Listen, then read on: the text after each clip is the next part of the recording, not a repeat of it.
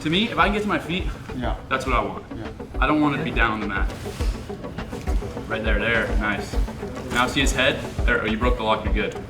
Cross pummel it out. No, you already had it out. Now elbow down, seal. Yeah, and now turn into him. I'm trying to move forward here. Yeah, now sit out. And let it go. So once you get out, pummel that arm.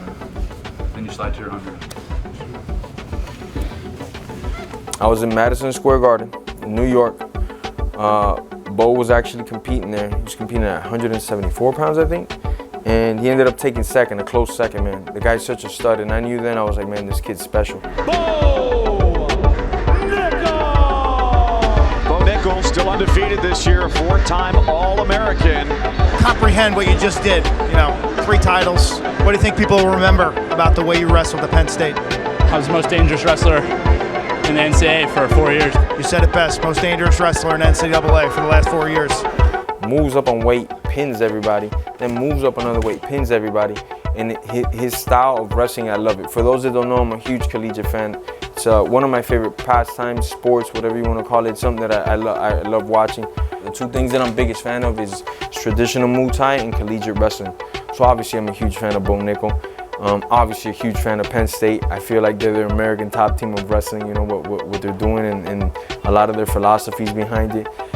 Coincident that Bo eventually ends up signing with the same management company. So immediately I reached out to him, I go, man, I gotta get this guy over here, talk to Bo. We gotta get him to American top team. I gotta work out with this guy. This is meant to be, this is one of my favorite wrestlers and he's actually in the same company as me. It has to be. Bo's a cool-ass dude as can be. Not only does he come down here, but he brings another one of his friends, Anthony Kazar, that's another national champ. I don't know how many times All-American, because the guy's another complete stud. So I've just been picking their brains, working out with these guys. They've been watching a lot of my practices and just showing me the wrestling culture, showing me what they do at the highest level against other guys at the highest level that works. So me bringing that into MMA is pure destruction to those crotch sniffers that are looking just to do that crotch sniffing stuff. I'm going to be able to stop that quite easily. And no fight has been booked. I haven't signed anything. This is just me. This is just what I love to do, is improve. And how better to improve than get the best guy in collegiate wrestling right now, the hottest name, and work with him on a day-to-day. If his wizard's so low, what would you do here? I would punch his face, bro. Yeah. I would literally punch his eyeballs. Make him like uncomfortable, I'm gonna punch his eyes and his nose, so he's like, what the fuck is it? Like literally I'm putting my knuckles in his eyeballs. Coaches are always the same. Mike Thomas Brown. The reigning, the defending, undisputed WAC featherweight champion of the world, Mike Brown. The man himself, 145-pound champion. The guy that knocked out Uriah Faber when Uriah Faber was the biggest name in the sport. Me and Mike go way back. We've known each other forever. We've worked out forever. He's beaten my ass. He's choked me out city I don't know how many times. And then he transferred over to be a coach. And he continues to be this amazing competitor, but as a coach, I mean, Mike wants to win at all costs. He wants his athletes to win at all costs. Nobody digests more video than him. Nobody's researching, doing more drilling than him. I don't know where he finds the time, because at any moment that I walk into the gym, so is Mike Brown. Whether he's working with somebody else or me, Mike Brown is always there. He's got one of the busiest agendas ever. I mean, look on TV, he's on everybody's corner, He's in California, he's in Japan, he's in Thailand, he's everywhere, man. It's just insane that he even has time to give to me. It's still mind-blowing, Super legal, Mike. That one? Let me see again. That one, yeah. See this? Let me see, can I see it? Let me see the end. That's fine. Yeah. No, it's this one that I'm worried about. Yeah, but we don't throw. You can't like He does like this. Then of course, Paulino Hernandez, my father, my great inspiration for striking, the guy that's the driving force behind a lot of the techniques. A lot of my creativity comes from him. A lot of my work ethic and philosophies come from this man as well. Love him to the death of me. It's an unbreakable bond. I love that guy, man. You guys have heard me talk about him millions of times. This guy's everything to me, man. No estoy listo para el audio, ya veo todo de nuevo. Tomó menos tiempo de lo que tú pensabas. Estoy bien. La patada está saliendo y no lo estoy tirando duro. No. Tú sabes que si sale el asesino jugar.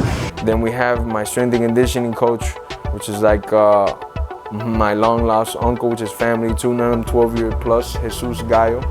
You guys all know him. A stud, man. These guys, Paulino, Gallo, Mike Brown, they're competitors at heart. They want to win, and when I tell you they want to win, you can't understand how badly they want to win. All they do is digest film, reading books, trying to keep me as healthy as possible. So those three guys are a huge driving force in what I do on a day-to-day. I don't decide what to do. If I'm gonna go run, if I'm gonna lift, I don't do anything. They talk with themselves and they say, hey, he did pretty good yesterday. Let's push him today, or let's take it back today, or whatever it is that they'll do. Those three will come up with a plan, send it over to me, and I'll just carry the orders out like a soldier. You know, just execute whatever the Pentagon is sending me to do. I'm gonna carry out that mission. Then after that, fake to the head. Body straight. Another fit. Take your time, explosive and perfect technique. Each one, perfectly. You're already warmed up. It's perfect technique. Everything is on money. Another guy that we got that you all know is Charlie Decker, my boy, of course. I really got to give him a lot of credit because he helped keep me in shape during the quarantine. I mean, we beat the crap out of each other day in and day out. You know, he just pushed me as much as he possibly could, and I try to do the same for him during the camp, whether it was on a run, whether it was lifting weights, whether it was on the mats. It's just the constant grind, you know, and that's something that if you're hearing this in any sport or anything you're doing in life, you want to surround yourself with good people that want the best for you, and you want the best for them, because then it's like this ping pong wave of just give and get and give and get, and you're just pushing each other to the top, whether it be in real estate or stocks and bonds. Whatever it be, you want to surround yourself with a good team and be good to them and be loyal to them, and that's what I have here, and I'm taking full advantage of it.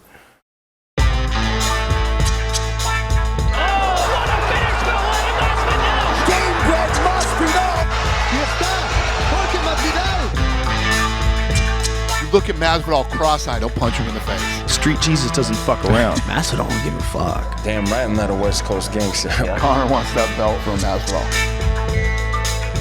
I had a good run in 19. It's going to be better 2020. I guarantee you that. 2019 was the year of George Masvidal. Whoever it is with that belt, get ready to hand it over to armed robbery.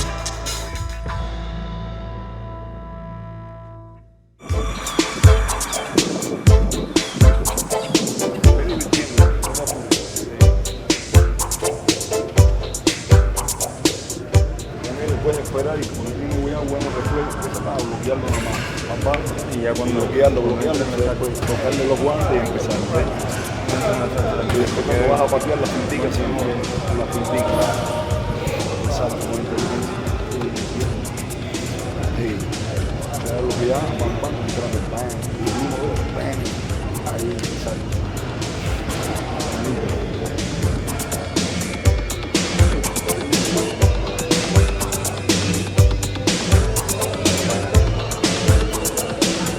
This combo, this conversation, it's not gonna come up till after the fight, so I'm not gonna tell everybody, I told you so.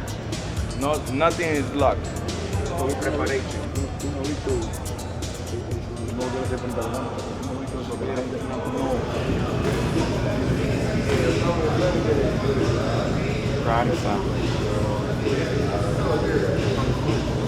This one's not that slippery, right, Mike? No, this one's broken in. This is old. My man, gangster. You know, wrap his hands and nuts. The only thing you want to do is kind of like hard, you know. We're gonna go in square. When we go to the grappling portion, I'll go to the square one, Mike. Huh? Yeah. It's like these kids speak both now. they understand Spanish. They speak better. But they could if they wanted to, though. Yeah, they understand it. I mean, could they like speak it fluently like you? No. But they'll understand it.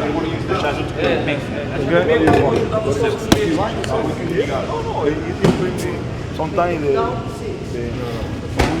it's good. Maybe I don't know. 5 minutes, yeah? 5 minutes, yeah. 5 minutes rest. It's good, bro. And you need it. In Mike should have been had it, but Mike's lazy. Spanish. You should have been learning something. I worked on Portuguese for a while and I quit. There used to be all Brazilians here, you know? Yeah. Honestly, I don't have a lot of friends. You in Chicago, right? Probably don't speak Spanish. He also he's Portuguese. Brazilian, so he can understand it because he grew up in Miami. You But he and don't Paulina. speak it like fluent. You and Paulina. Is he Spanish? Charlie. Charlie's Brazilian Italian. He told me he was Spanish. Everybody thinks. Let's do a round of like warm up and half hand fight. 2.5, like light, 2.5 hand fight. Then we'll go live after that. First one doesn't count. 2.5 minutes, very light. Just warm up. 2.5. Let's go. We got my boy Buscape. We've been longtime teammates. Buscape's a nut, man. He fights at 155, 179. He's a little bit bigger. And he has some attributes similar to Usman where he has long hands. He's got a couple pro boxing fights. And all Usman does is box. Buscape can do it all. He can kick, punch, knee, elbow, jump off the cage and hit somebody with a flying kick. So we just asked him to imitate Usman for this. And for him, it's very basic and easy. And he's done it to the T. He's helping us out tremendously.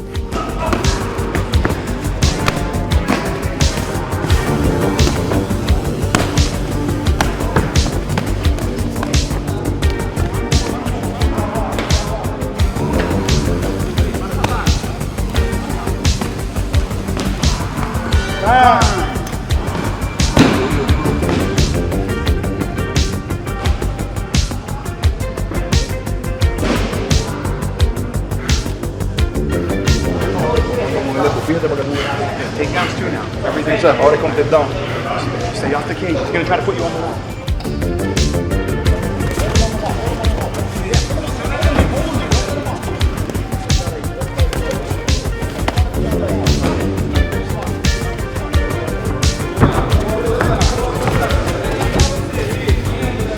Yeah, that's it. You got him. You got him. Hold him there. Keep him there. Keep him there. Don't let him off.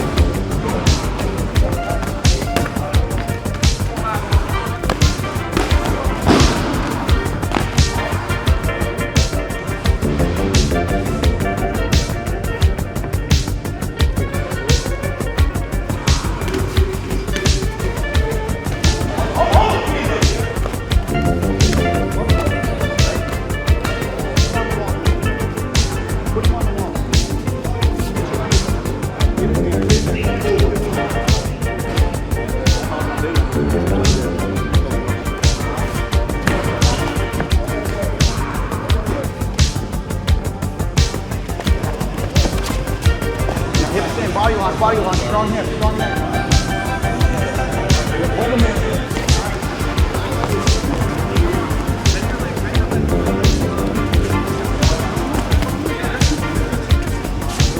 Ready, boxing.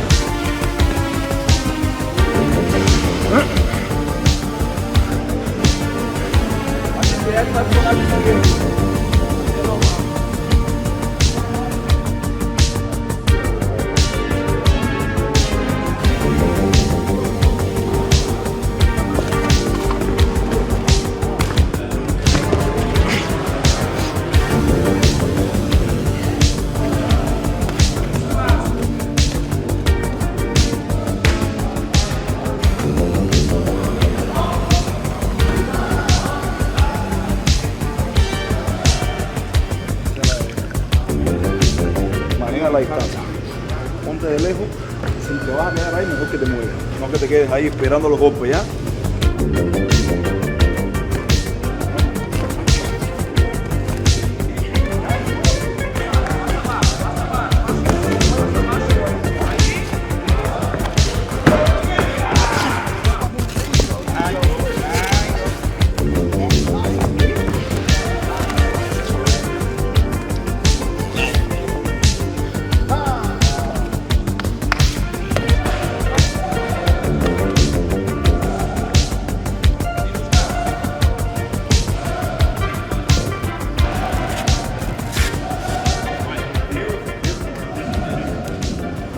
Hey, let's go. We got one more. Let's get you a 2 minute break. Circuit.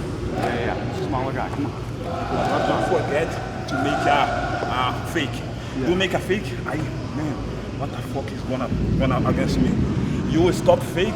I have it. Yeah. For this, I get man. The other round, perfect. So body. Oh shit. Oh man. Crazy.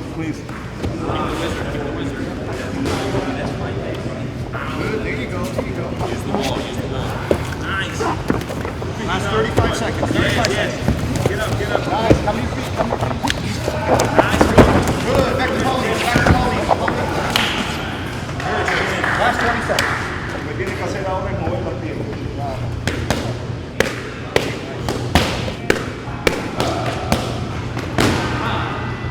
You got a wizard, push the head away, get your chest down in the mat. Go. And the octagon is 90 degrees, you know? This is a big, this little angle means a lot for him, you know? Elevate it. So right away, you don't let it. Your legs. Don't bend her up. Tell me why did you do that? When I'm around, your love is overload. I know you're famous picanha right here. Eu sou brasileiro. I got a meat grinder here. I thought it was a slow juicer, so I bought a picanha and we're gonna make picanha burgers. I bought this 10-inch knife because it's sharp and it's shiny. Look, you can see me in. You know what I'm saying? What's up? Look at that shit. Damn. It's perfect, bro. It's a perfect cut. And that is worth it. It was like 22 bucks. Shit, sometimes we get home from practice devastating. We're all beat up, tired. We just did 5, 6, 7 rounds. I don't know how he has the energy. He just be like, I'm hungry, I'm gonna cook. Do you want something? Hell yeah, and he'll just start cooking. A lot of times I get home from training so tired that all I do is pound out water, grab like a banana, and then pass on. Then 2 hours later, I'll go cook myself or something. But he's so like energy driven, get it done right then and there, that he'll whip up a meal and get to it, you know. And as you can tell from the videos, he could defend himself in the kitchen. Training for my fight, June 19th, for Combate Americas. I got just under a month, so I cut meat out in another 7 days. Maybe we might eat it one time, just in case. I feel like it, but other than that, it'd be like fish and chicken. A lot of vegetables, But we're gonna cook burgers today. So I made this picanha meat to make some half-pound burgers. Number 1, baby. What's up? All day. no lollipop, no sweet stuff.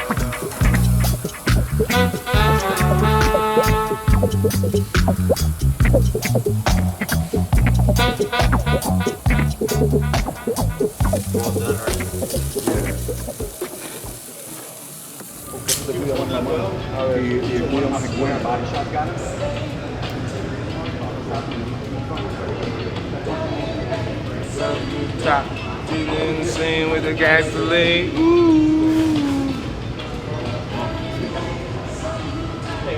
Fue por las dos maneras. Estamos anticuados,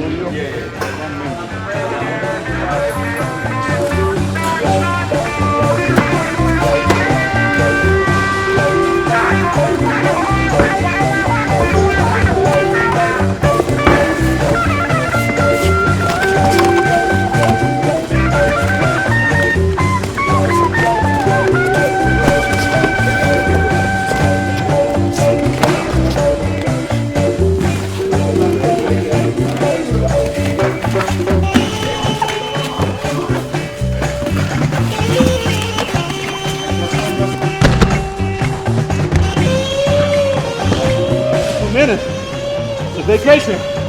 Let's go. We're on the beach, baby. Nice.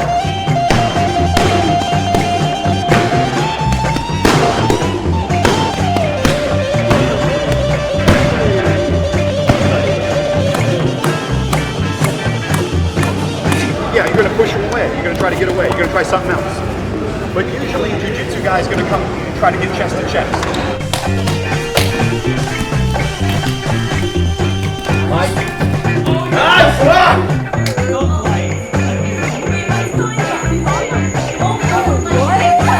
Yo!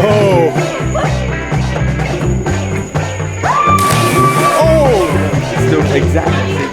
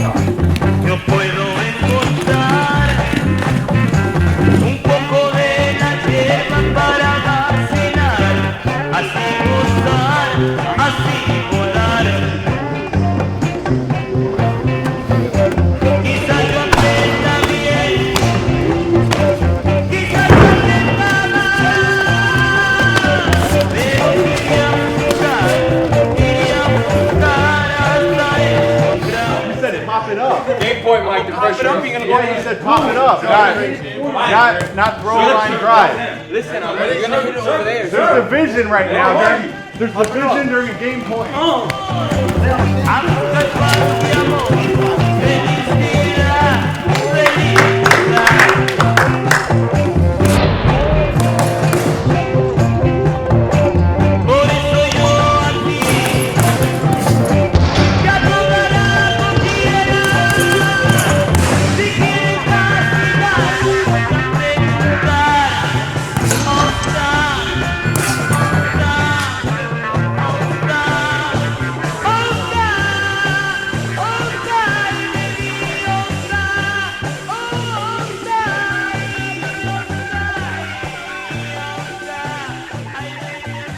Masvidal, he spoke to ESPN earlier tonight. He said he laid out a statistic that fighters get paid 18% of the revenue generated by the UFC. Basically, it's not that I'm asking for more money. It's I'm asking for a bigger revenue share of what we bring in. You know, I got a lot of questions, and one of them is NBA, NHL, baseball.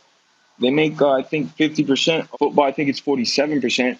Mine's is like 18%. So I have these questions in my mind, like why so much does to put the cage up cost so much to set up? What is it so much? You know, most of us would be happy if it was 30% coming back over, but it's not even that. It's less than 20%. And I have these questions I want to answer. Are you able to address that, whether that's accurate and whether that's a number that could change, that he's saying fighters should get more of the revenue that's generated? Being the financial wizard that he is, I'm assuming his numbers are correct. Here's the thing about Masvidal. We just signed a new deal with Masvidal. Masvidal just signed a new 8-fight deal. He's got 7 fights left on his deal. You know, my people were working with him and trying to get a deal done with him when he already has a deal. So guys, you can say whatever you want about it. I have a deal. We just did a deal. Saying that they just signed contracts doesn't speak to the leverage that they have in negotiation. Just because they signed contracts doesn't necessarily mean that the contracts are fair. They offered this fight to somebody else for a lot less money, and that person's willing to take it. In the meantime, are you moving on with Gilbert Burns? You're actively moving on with that? We're moving on. UFC 251, Saturday, July 11th in Abu Dhabi. We literally just got Usman versus Burns done. I get shortchanged in a way, you know. So it's cool if somebody else is willing to do it for less money, but that puts us or the guy that doesn't want to do it for less money in a weird situation. He said, let me out of my contract. You know, when a guy says that, do you take it seriously? And would you ever consider letting him out of his contract? The dumbest question you literally could ever ask me. By the way, I don't know if you know this, but we're in a pandemic right now and all the sports are going. Oh, by the way, every other sport out there is arguing over money right now. Yeah. I'll explain it to you again. We're in a pandemic right now, and I just told you we're going hour by hour, not even day by day. And none of us, no fighter ever has gotten a share off the gate or the hot dog sales or the pina coladas that they sell. We don't get any of that. So that's not our concern. And the fighters that don't know, we don't get a percentage of the gate. We don't get a percentage of the t-shirts or none of that sold. So what does it matter to us? Why do I have to do my job at a less rate? The issue was they were offering him less to fight Usman than he got for Diaz. If I'm bringing in XYZ dollars, giving me 18% of those dollars that I bring in, it's not fair, man. I'm not even getting a third of what I bring. I'm not asking to get more money. I'm just asking to get a bigger revenue of what I bring in. And I think that's fair for everybody across the board, you know? You know, we get into all this money shit and the stuff that's going on right now. Everybody acts like this is a fucking career. This isn't a career. This is not a career. This is an opportunity. So you have to take every opportunity that you can get. So on Friday evening is when news started to come out that you were not going to get on that plane to Fight Island. And then, you know, reports coming out that you had tested positive for COVID. On late Friday night, we found out that Gilbert Burns was out of the main event against Kamaru Usman. As of right this moment, Saturday night, July 4th, I'm hearing that there are active negotiations between the UFC, Jorge Masvidal, and Kamaru Usman to make the Masvidal-Usman fight. Tell me how this came together so quickly after the pullout and some of the comments that Masvidal has made. Obviously, Masvidal has become a massive star over the last year and a half, and that's the fight that the people want to see. So when Burns fell out, you know, we got in a room and figured Masvidal out. Now, there is one massive hurdle left. Both fighters are in Las Vegas as we speak, and they have taken their COVID-19 test. Then we get on a plane, we fly to Abu Dhabi, and we all have to continue to test negative for the coronavirus for the fight to happen. What can you tell the fans about Fight Island? Yas Island in Abu Dhabi, the infrastructure was being built for, the last however many months. We have an octagon on the beach, we have an arena, we have 10 square mile radius, which we're calling the safety zone, where everybody will be. It consists of hotels, restaurants, training facilities, and everything that the fighters will need. This is going to be a very cool, unique experience for the fighters and hopefully fun for the fans.